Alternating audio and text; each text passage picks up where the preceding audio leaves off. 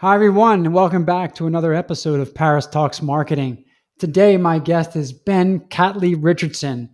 Ben is the Accountability Viking. He is the founder of Accountability Viking, helping lots and lots of cool, fast growing agencies to get shit done and have more fun. So, Ben, welcome to the show. Thank you so much for having me on, Paris. It's brilliant to be here. Yeah. Tell us a bit more about who you are and what you do. So, let's start with the Viking in the room.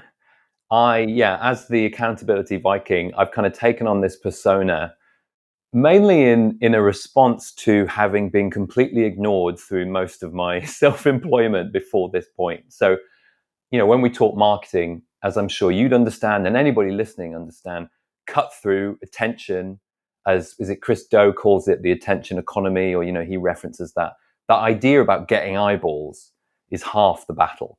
And so I have been self-employed doing ghostwriting, marketing strategy, planning. I was part of a branding agency for a couple of years as well. And I've been doing that for about 8 years.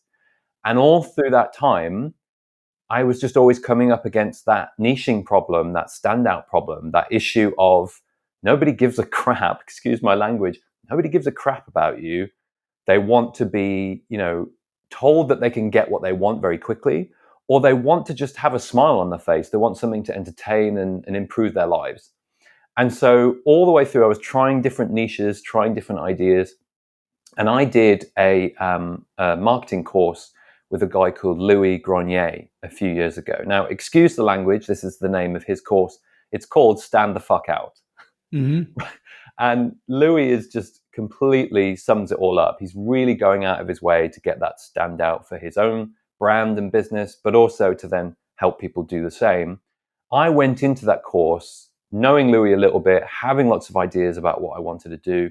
And I came out of it with an idea, but it never really went anywhere. It was about charities and I wanted to help them build communities.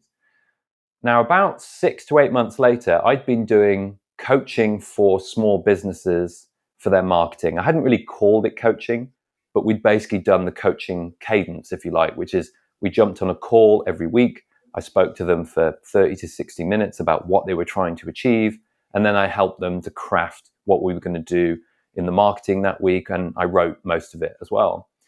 And after about 8 months, 6 months, as I say about that, after doing the course, Louis approached me because I'd had such a good time on the course, and he asked me to be an accountability coach for his next cohort.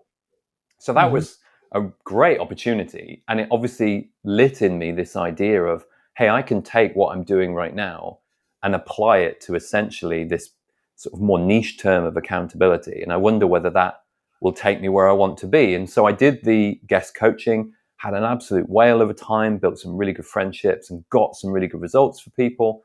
And then I just went out and started doing some market research and finding that everybody, from solo entrepreneurs to people who were growing agencies or small businesses or even corporations, were talking about accountability. So I was kind of dead set on that.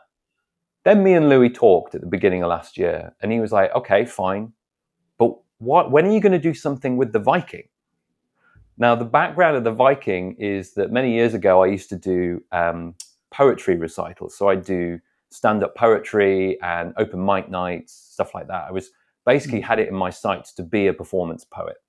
And my style of poetry is quite unusual. It's a cappella, it's sung, it's almost chanted in times, and it's very kind of epic storytelling. I called it melodic storytelling for a while, and just nobody ever got it. Nobody ever got it. And then I started to take on the shape of what, I've got now, but on the stage for the poetry. And as soon as I stood up with my hair like this, with the tattoo, not with the armor at that time, but basically with that kind of image, people were like, oh yeah, that makes sense that he would do this poetry. And so I really saw that congruence between image and delivery that, made sense with the poetry. Mm-hmm. But yeah, Louis was like, beginning of last year, why have you never done anything with that? That's you. It's part of you. And so I played around with it. And I'll be honest with you, I was unsure to begin with, because I don't want to get into a position where genuine, Norwegian people are there saying I'm culturally appropriating stuff that's beyond my kind of understanding or anything like that. So I reached out to a couple of people and had a chat. And basically the feedback was, don't be stupid. Just do it, because people love something that gives them a smile, and you've got a reason for it. You've got kind of a grounding in it. And as long as you can always live up to it, then that's all that matters. So yeah, Mhm. so I just went for it. And to kind of tie it all the way back to why Accountability Viking, for me, accountability is taught to us in only one way, and that's almost the stick, right? You are responsible for this. You should have done that. It's your fault that this didn't happen. That's how we see accountability. So it's a very negative vibe in many ways. And what we see in lots of people who are trying to build their own businesses is that they beat themselves up. And that's as much accountability as they almost can manage. That's how they've been taught. It's how we've all been taught to work. But when you actually look at accountability, and later on I'll talk to you about the sort of science behind it that I've been introduced to as well. But ultimately, for me, it's two sides.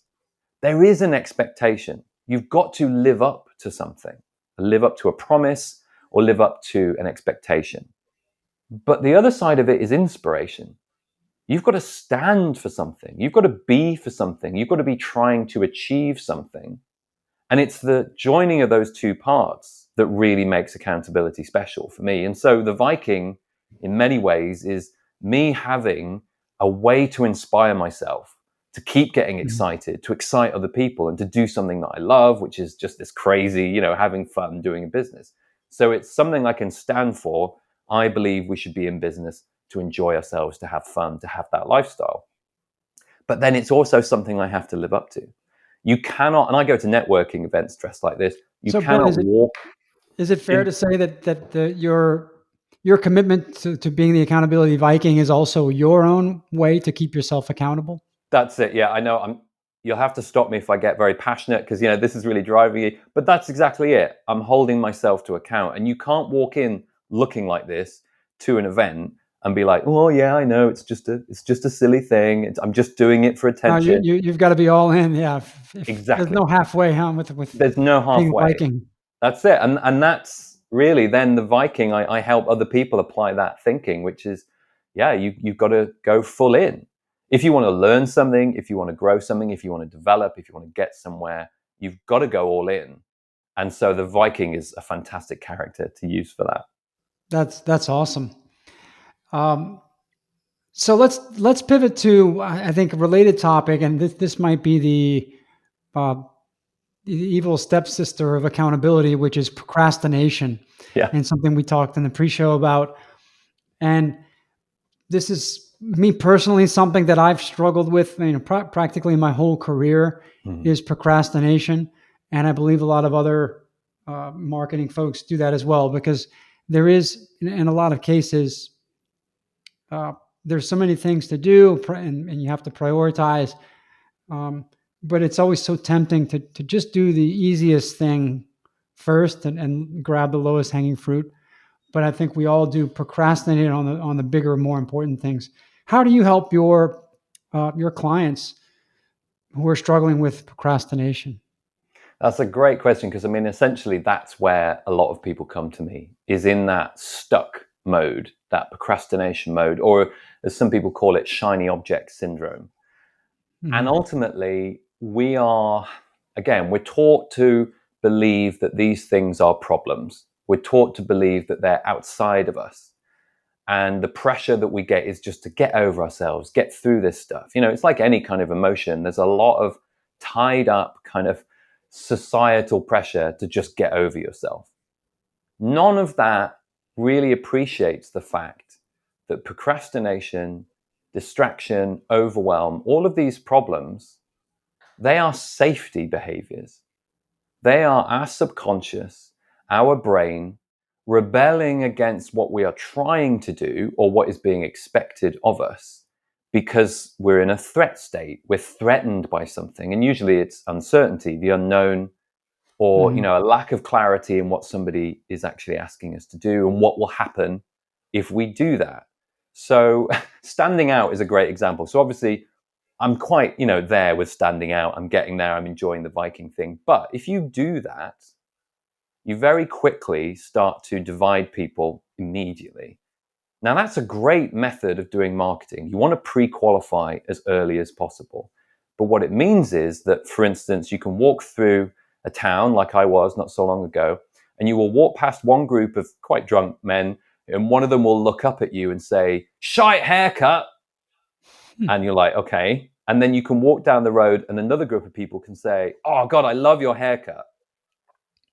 And so the reason that so few people stand out or do anything like make these decisions, make these commitments, is because as soon as you move, you make the world react. As soon as you take a decision or a commitment, you're forcing everything around you to adapt to that. And largely, you never know what's going to happen.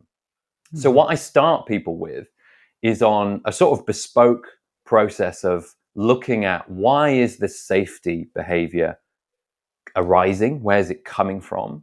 What part of the action is it actually being, created by?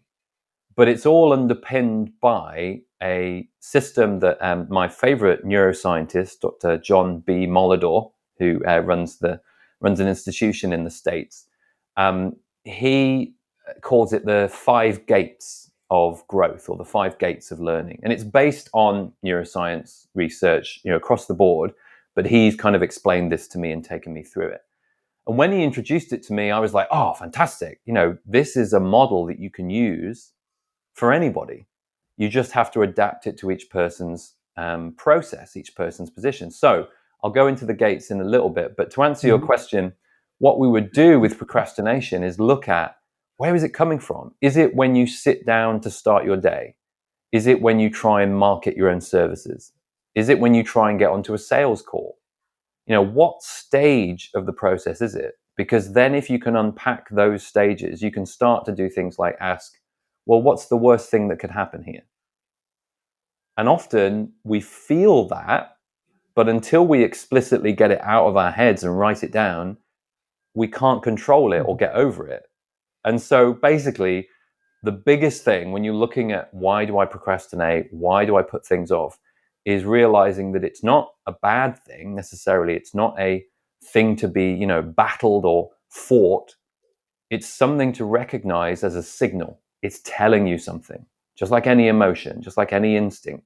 It's telling you something, and you have to then have the tools to understand what it's telling you and then to do something about it. Yeah, that's a great explanation. And I couldn't resist asking ChatGPT before our call, why do people procrastinate? And it touched on a lot of the things that you just mentioned, but the number 4 on the list of 7 is poor time management, and that's what we would all assume. But some of these others really reinforce what you've just said, and they're really interesting. Number 1 is fear of failure, and then perfectionism, lack of motivation, poor time management, a feeling of overwhelm. Instant gratification is interesting. So always just seeking for the more immediate Yeah. pleasureful experiences, and then a lack of confidence. And I do entirely agree with you that before trying to solve for procrastination, it's really important to understand the real source of it, and Mm. what is the underlying emotion that's leading you to procrastination. A great way to That's do great. that doesn't create a lot of resistance. So when we use words like Mhm. why can't I do this? Why is a commanding word, and it closes down thinking. It forces you to try and come up with a neat reason that explains everything.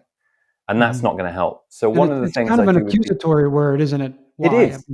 As a child, when you're asked, "Why did you do that?" It's usually you're being accused of Yeah, something and you're in a defensive mode. exactly. So it immediately puts you into that defensive mode. And we know that if you look up David Rock, he's really interesting guy. He's written a book called Your Brain at Work.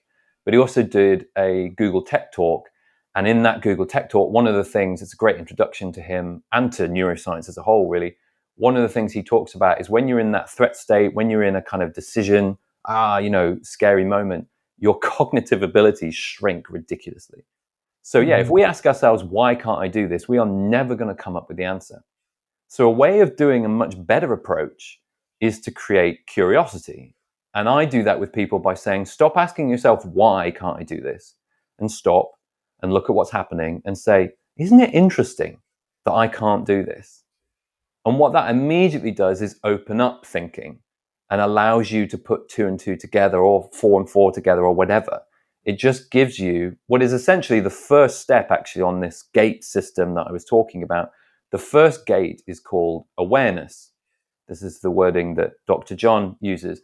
And awareness is just that ability to look up from the immediate day to day and have an awareness, have an understanding of what's going on. It's realization of the problem, of the goal, of what should happen now. And so asking yourself questions that enable you to do that will always get you started into this gate system much more effectively. Whereas why is just, you're closing down, so you can't have that big picture. Absolutely.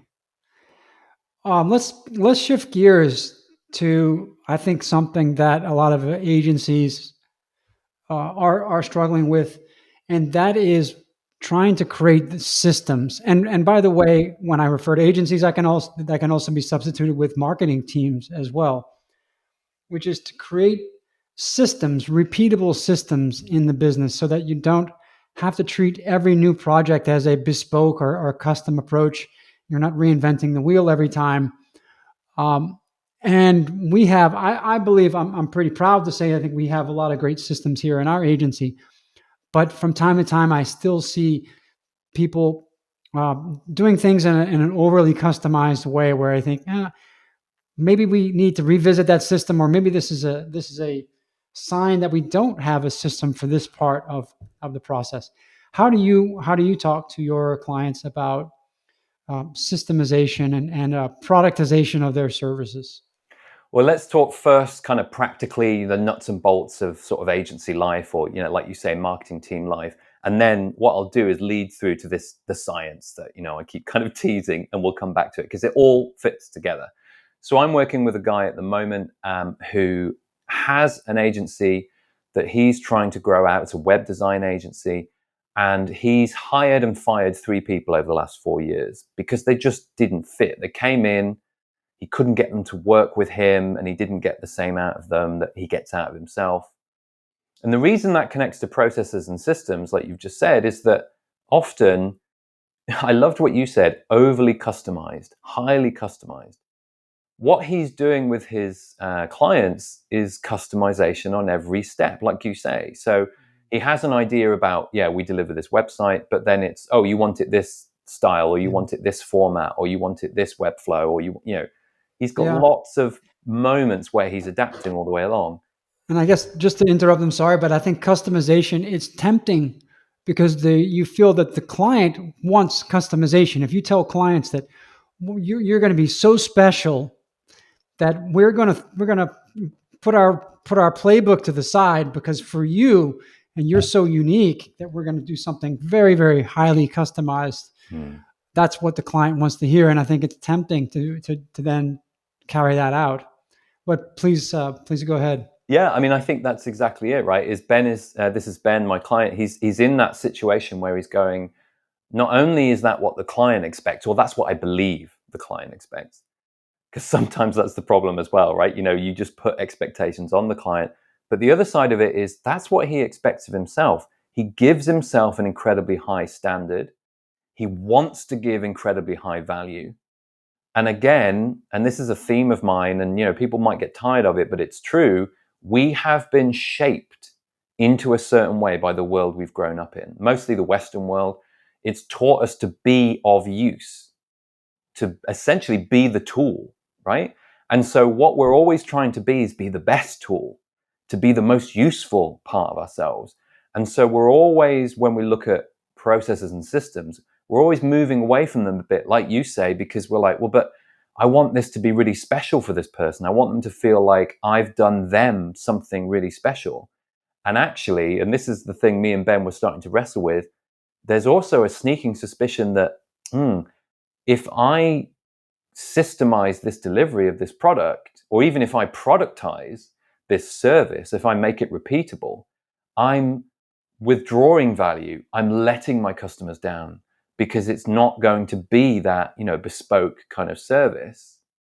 And at the same time, I think also, and Ben definitely had this to begin with, there's this sense of also I'll be ripping them off. I'll have to charge less. I'll have to charge less because it will take me less time, effort, energy, concentration, because I've already done it. And I just listened to a Christo podcast with a guy called Tim Williams, who's a pricing expert for agencies. And what he was talking about was, first of all, the history of the billable hour, which is like an Ogilvy invention, essentially, which is, so you had different departments of an agency, you could break it down by hour, and then the client saw a breakdown of that. And he's like, you can't continue that. First of all, agencies invented it, clients didn't ask for it. And secondly, you cannot tell me that if someone could solve your problem in one afternoon, regardless of the time it took them to do it, but if they could solve your problem in one afternoon, or if it took, or if it took 6 months to solve it, you would pay twice as much for that one afternoon solution, because just getting it done and getting your problem solved is the most important thing. Yeah. And so that's when, with Ben and with a lot of people, I'm circling back to the kind of Bible of systemization, which is the E-Myth, the book which just goes through that whole process. Yeah, that's you a classic. you can take people that are straight out of high school and put them into a business model that creates incredibly valuable employees. And so if we're looking at processes like I'm doing with Ben, the first thing that you're doing is saying, what can you repeat that worked before? What did people love that worked before? What can you bring into it? If you have a job that might have taken you 4 hours, can you get it down to 2 hours? And, we talked then, you were saying ChatGPT suggesting time management. I think time management is a red herring so many times. It's not about time management. It's just about how well you use your time. It's about what value you get out of your time. And ultimately, like Tim Williams is saying, it's moving to this idea of you're not selling yourself or hourly rates or hourly time to people. You're selling an outcome. You're selling a product. And that's why systems and processes become so important, because you can not only make more money because it's more profitable, but actually the more important thing is that it's more certain. It's more certain for you because you know exactly what's expected of you and what it takes and how long it takes. But the customer also knows exactly what they're going to get.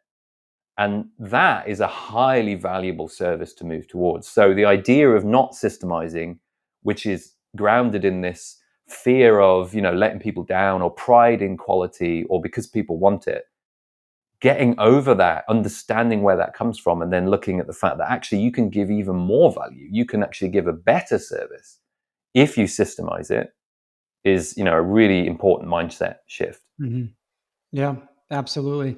And one of the most important systems in an agency, I certainly believe this, is the onboarding process, the system for onboarding a new client.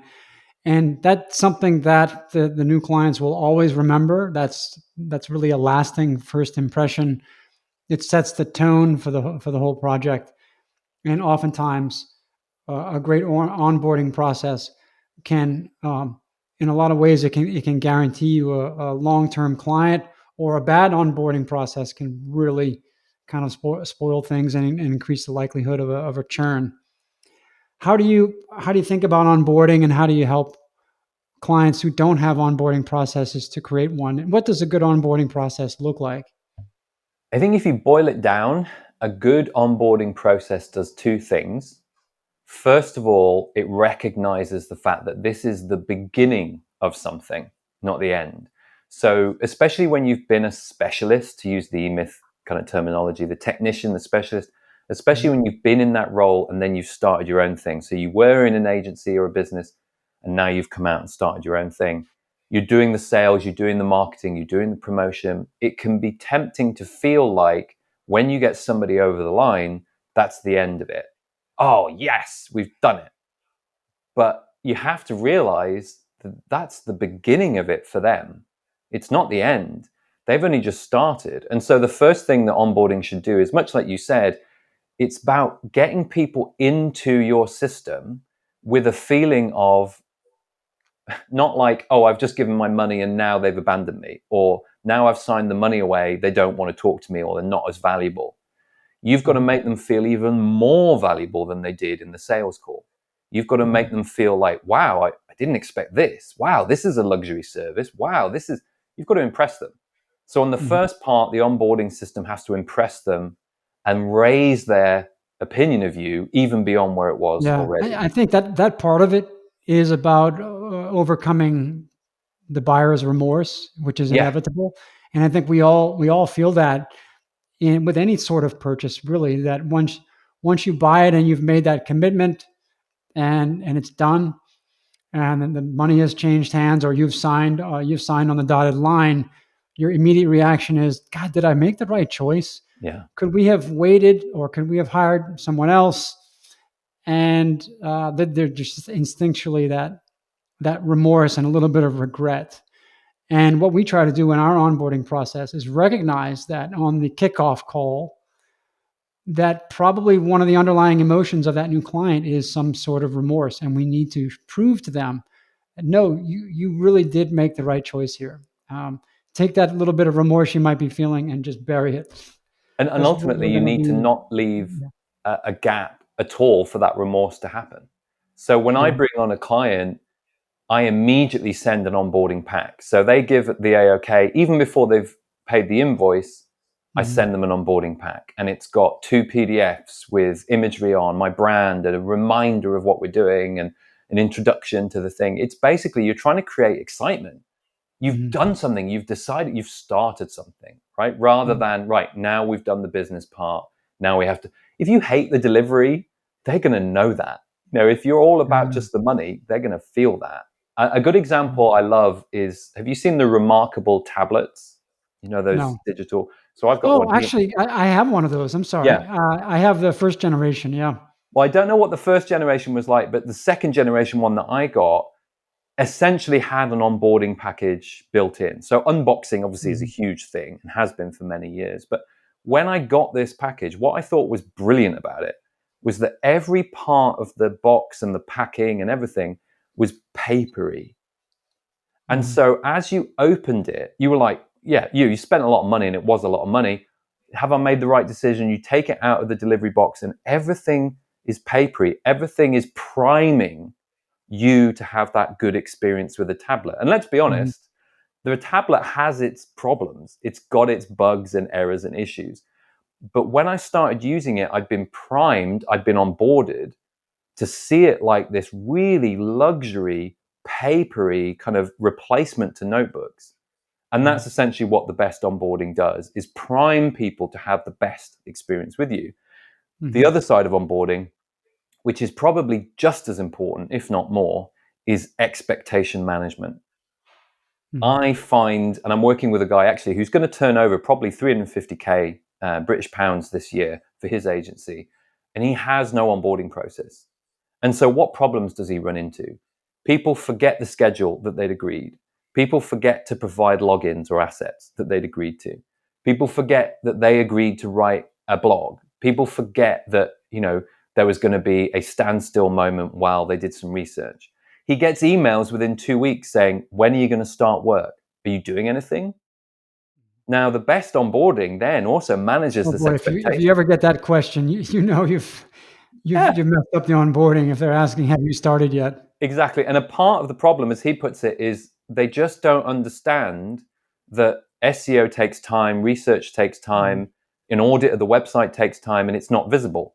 So I was like, well, make it visible. That's what your onboarding should do.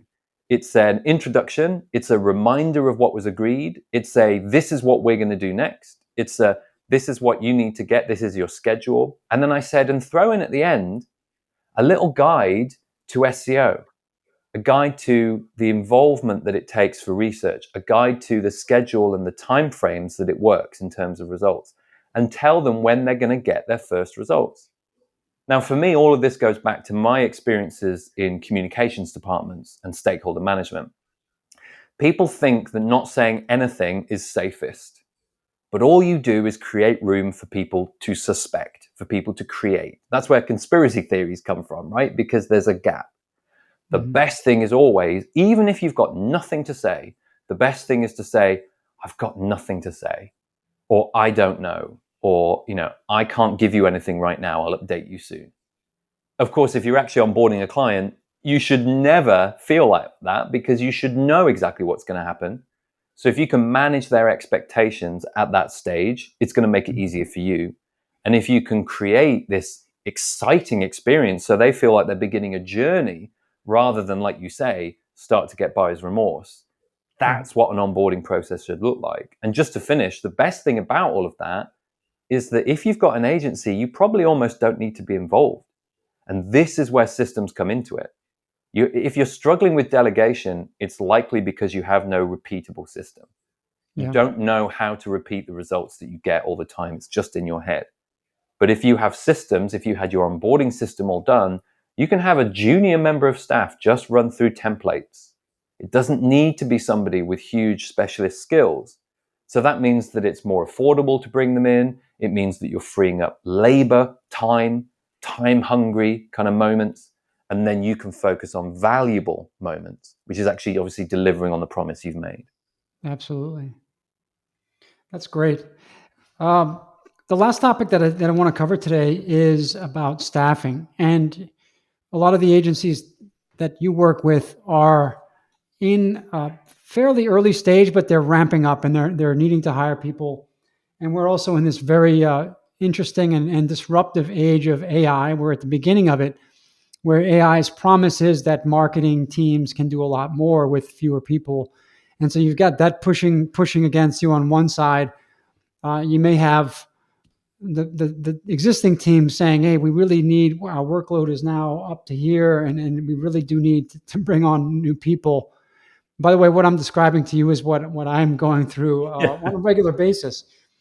And what I'm trying to do as an agency founder and owner, operator, is to establish a more systematized way of knowing when we need to bring on that next hire. Can we wait? There's, of course, always that push and pull of, hey, well, if we can squeeze the team a little bit more and get the productivity level a little bit higher, that's going to go straight to our margins. But then if we push them, if the workload is too intense for too long, maybe we're going to lose people, or maybe the quality of the work is going to suffer, or both, which could lead to client churn and other problems. And it's a fine line. It's a balancing act. I'm sure you've heard this from clients before when they ask you, well, how do I know it's time to hire the next person? How do you help them to understand that staffing cadence? So it's really interesting because as I said, Ben, who I'm helping to systemize his business, one of the first things he said was about this: I've hired people and I've had to fire them because they didn't work. So one of the first things we did was go, okay, do you know what you're trying to achieve in your business? Okay. Do you know what the blocker is? Do you know why you haven't got that right now? Okay. You don't quite know. Right. Let's unpack that. When you start to unpack that, you then get towards one of the most important things for any business, for growing anything, but certainly for an agency where things are changing all the time, is a priority. Now, we talk about priorities and we use that word often for tasks or actions. You've got to stop that, right? Never have priorities. The word priorities only kind of came around 100 years ago or so. Coincidentally, the Industrial Revolution, when people were trying to be squeezed and you had competing demands. But ultimately, the word means the thing before all other things, the one thing before all other things. So there cannot be priorities. So if you can look at what's missing, what's stopping you getting where you want to be, you can then start to craft. And it is an iterative process. You have to try these things and experiment, but you can craft a priority. And if you have a priority, then you can start to, as I tell people, put your tasks through trial by combat, which is where you say, okay, does this actually service this priority? Does this contribute? How much does it contribute? And if it contributes highly, I should be doing more of that. I should put more of my energy into that. So if you get to this stage and you have a priority for your business, then you can start to say, okay, what am I missing that means I can't service this priority? Oh, it's because I'm spending, as Ben was doing and other people that I've worked with were doing, I'm spending half my week just sending invoices, chasing payments, doing accounts, looking at my expenses, updating spreadsheets, time hungry tasks, low value without being too judgmental, low outcome value tasks. So then you can start to say, okay, can I gather enough of those together to actually make a role? Or do I need a bookkeeper or a virtual assistant? So the first stage is never going, okay, right, who do I hire? Because I've got loads of work on, I need another me. I need another web designer. I need another copywriter. Bring them in. The first stage is always, where's the gap in the business? Where's the thing that's draining us from our ability to move forwards as a business? And what shape does the solution look like for that? So I've actually just put together a quiz and an accompanying ebook, which is all about avoiding the 5 mistakes that digital agencies make when they make their first full-time hire. So I'll provide you with the link, that can come with the show. But essentially what that will do is take you through everything that through my conversations with leading and established agencies and my own clients, what do you actually need to have in place before you bring on a full-time person or maybe another full-time person? What exercises can you go through? And then the ebook takes you through the exercises that you can actually do to do that. What I want to do, if it's okay, is move from that, which is the sort of, again, the nuts and bolts, to the underlying science of everything I do. Now, I'm going to go through this. I know we don't have loads of time, so I'm going to go through this fairly quickly. So stop me if it doesn't make sense. But ultimately, one of the things that drives me most is that we're not taught how to use our brain and body as a tool. Like I said way back at the beginning, we're taught to be tools. We're taught to be of use. What we're not taught, this I like to say is a bit of a Viking secret, is that the world is full of tools that we can use to get what we want. And so when I started talking to neuroscientists about this obsession I had with behavioral science and how we use the brain, one of the concepts that this guy, Dr. John, introduced me to was the 5 gates of growth that I've already mentioned. And we've mentioned that step 1, gate 1, is awareness.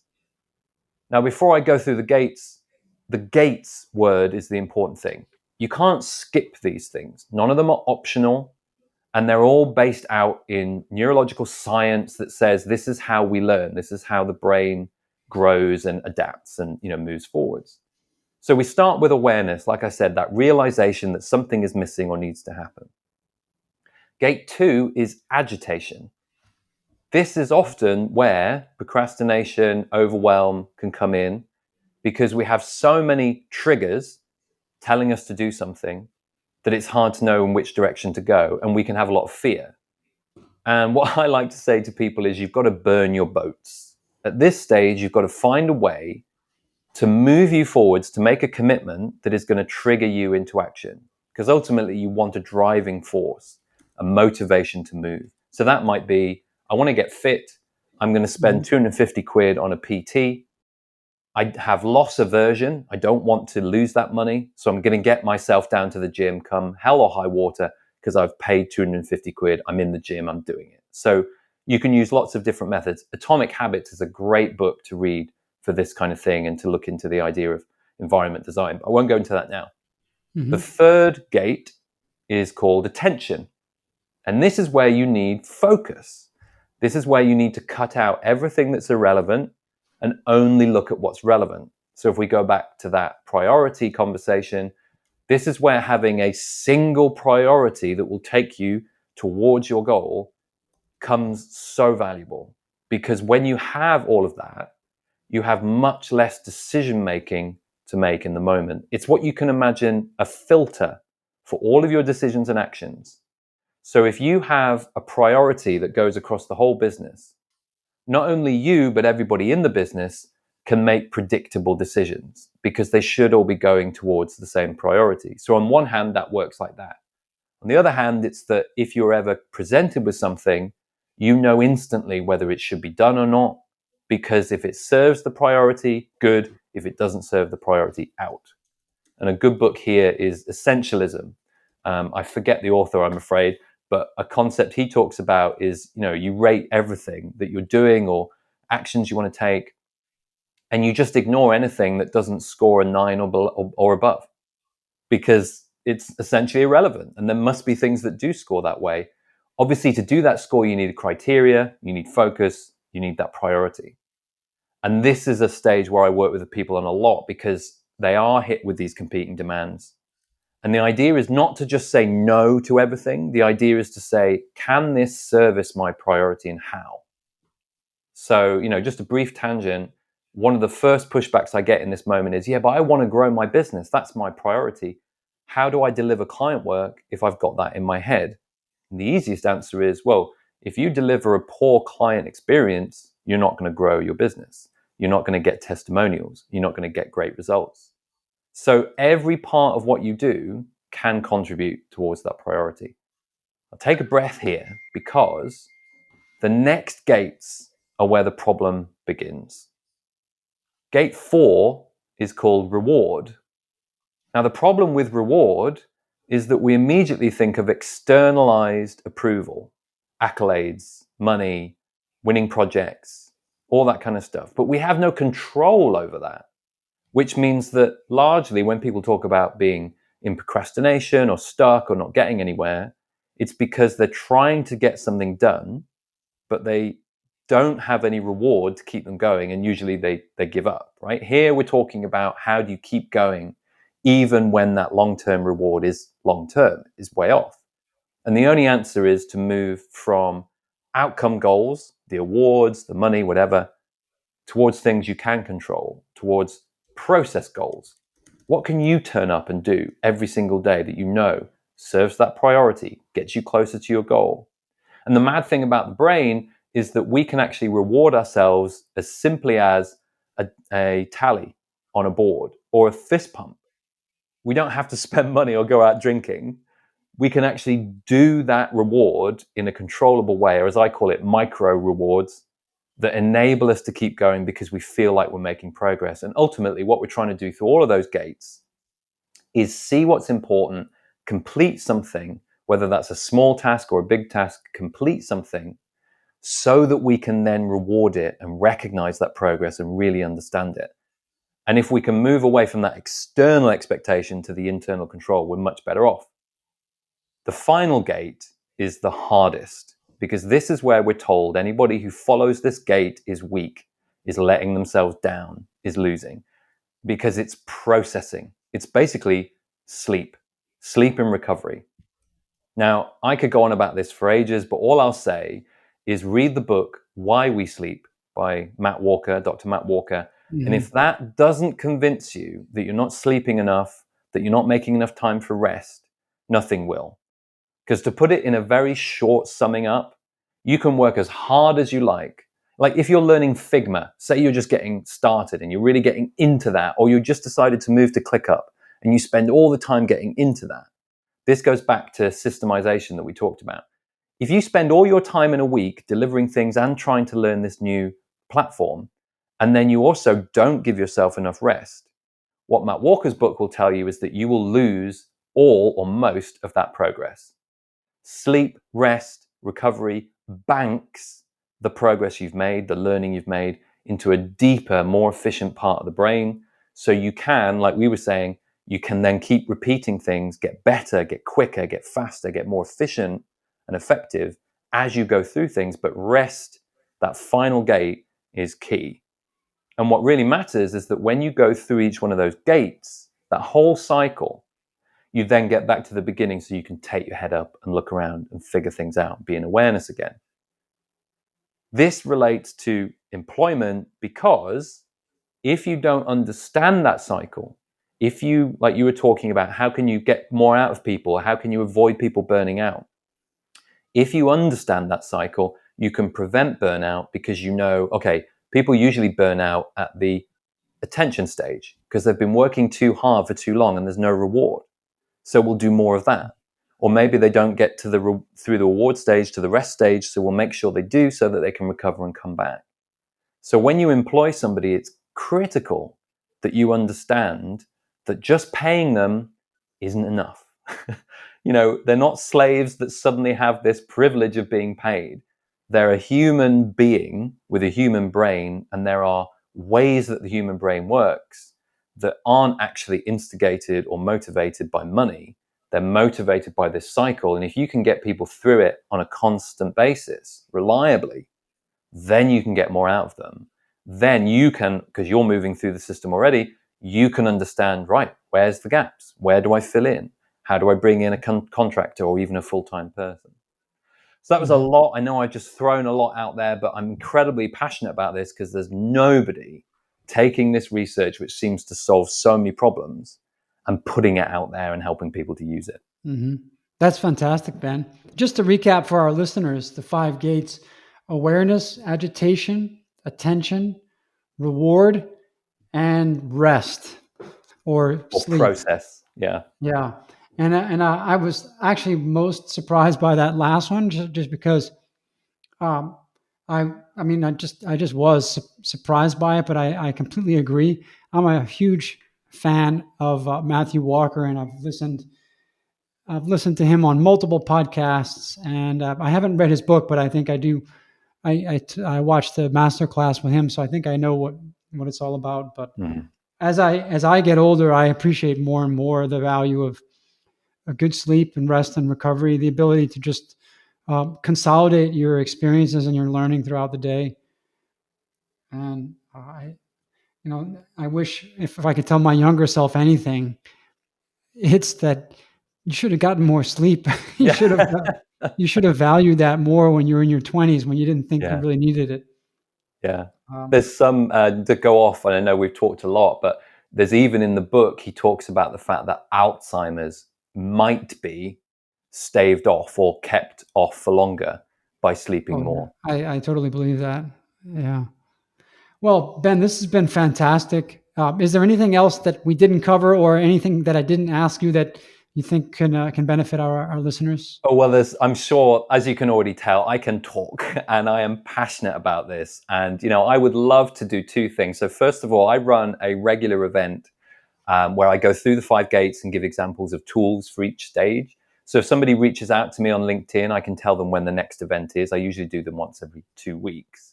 Mhm. But also, if any of your listeners would like to have a 20-minute one-on-one session, I'm running for digital agency owners free MOT sessions essentially, and we can look at accountability, priority setting, guilt-free downtime. But it's just a 20-minute sit with a tool that we can go through your situation and try and get you closer to where you're getting to. And you can just book that via my LinkedIn page. You can also find the guide that I mentioned about avoiding the 5 mistakes. That's also on the LinkedIn page. But yeah, reach out to me. I've got a whole load of places that you can start looking at doing it yourself, rather than having to make any investment or any commitment. Great. And so, for those who are listening and want to take advantage of this, go on LinkedIn. It's Ben Catley, Catley-Richardson, Or you can just and search for Accountability Viking. I think, or if you, Accountability Viking, even better. yeah, Hopefully, you're the first result hopefully, yeah. on that LinkedIn search. I'm sure that you are. Awesome. Ben, thank you so much for today. This was really, really inspiring. I love to occasionally really dive into the mindset behind growth and related to marketing, not always just talk about the nuts and bolts of strategy and tactics. And I do think that it's really important, not only for agency owners and operators, but for people in marketing teams at all levels and at all roles to really understand the mindset that helps them to succeed. So Absolutely. thank you for sharing these pearls with us today, My pleasure. and looking forward to following your work. Great. Thank you so much for having me. Thank you.